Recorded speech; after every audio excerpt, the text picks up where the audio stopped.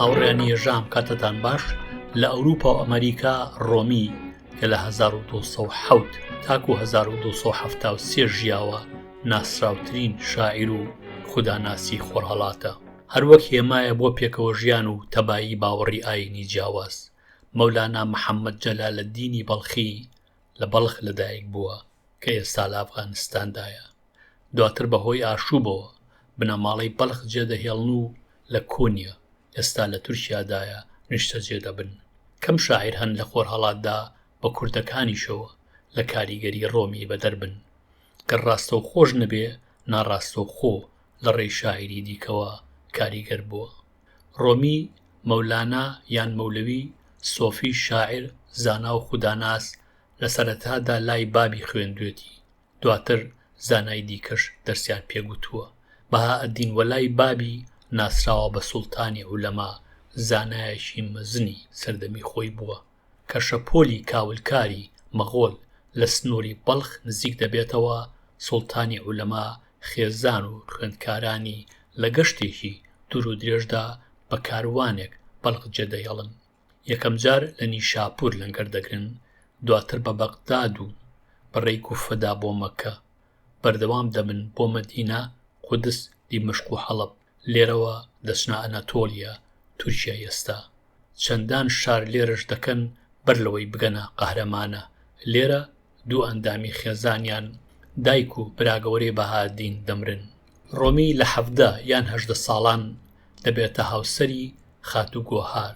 دوو کوڕان لە شاری قەهرەمانە بەهائەدین و عەلاءەدین لەدایک دەبێ کە قەهرەمانە جێدێڵن لە 1228 دەگەنە کۆنیە، مەڵبەندی زانست، هونەر و کلتور لە سەدەی نێوەندا. ئەم سەفەر 8 ساڵیە بۆ ڕۆمی گەلێک بەبایەق دەبێ. بابی زۆری فێر کردووە و لە سکۆڵەری دیکەشەوە کە لە ڕێدا لایەن ماونەتەوە هۆشیار بۆتەوە. سەفەرەکە خۆشی کە هاوکاری تێکەڵبوون بووە لەگەڵ چەندان کلتوری جیاوازدا فێرگەی ژیان بووە، بوون بە بنەمای فەلسفەی ژیانی ڕۆمی، پێکەوە ژیان و خۆشەویستی مرۆڤ.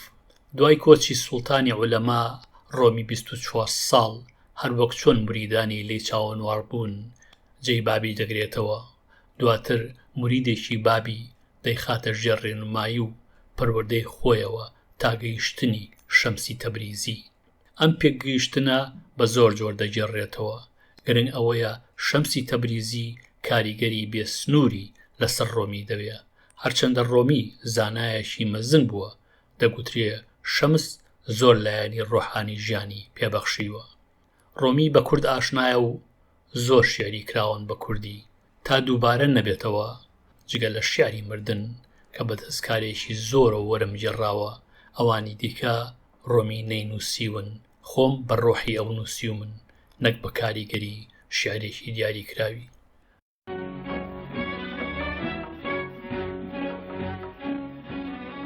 عشق عمری بێ عشق هەر لە خۆڕە لە پڕ دەڕوا، بگرە دەردێ کە بێدەوا، ڕۆشنایی کوا دەبێ بە تەوق، ژینی عشق ئاوی حەیات، ڕۆح و دڵتی لێ تێر بکە، با ڕۆحت ئازاد بکات و دڵیش بە شەوق.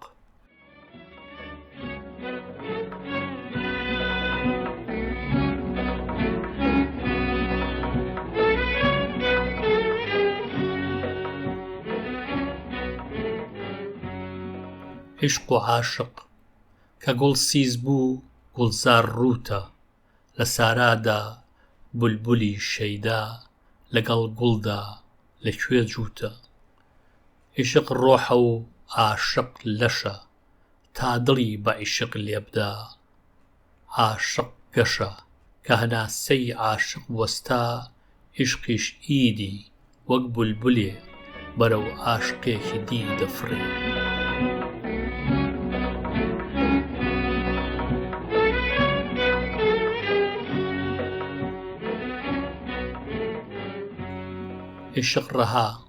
عشق ڕەها و عاشق دنیا، تا خۆری عاشق بگەڕێ عشق دەژێ، گەر ئاواژ بێ بەبێ عشق، عاشق دەچێ بەرەو گۆڕێ. ئەوجا عشق وەک نەمامێ لەسەر گۆڕی عاشق دەڕوێ، گۆڵیش دەکا و بولبولیش دێتەوە گۆڕێ.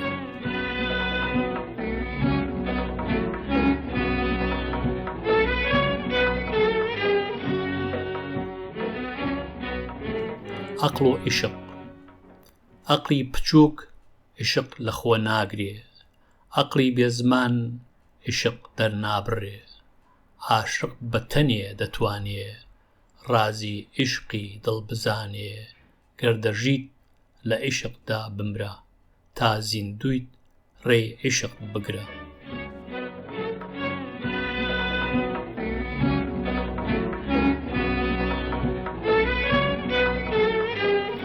پێچێک عیشق.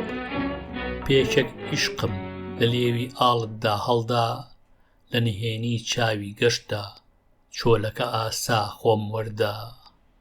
بە بێگوناه جارێکی دی هاتمە دنیا، مەست بووم بە شەرابی عیشق. جەستەم سۆفی ئاسا کەوتە سەما، چیدی لە ئازاری دۆزەخ ترسم نەما.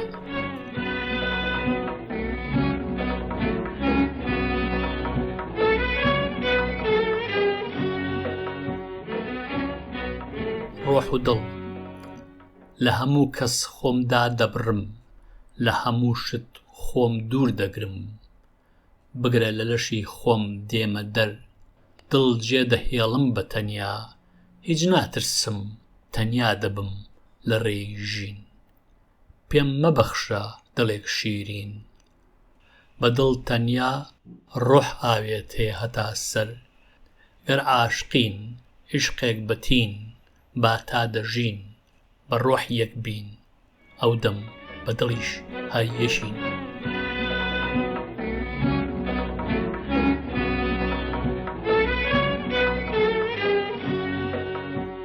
بەرجەستەی عیشق. کە عیشق بەرجەستە کرا، ڕۆحدا ڕێژرا. من دەم و دەست هاتمە دنیا، کە عیشق نەما ژیان لە دوای من لە تاریکستاندا جێما.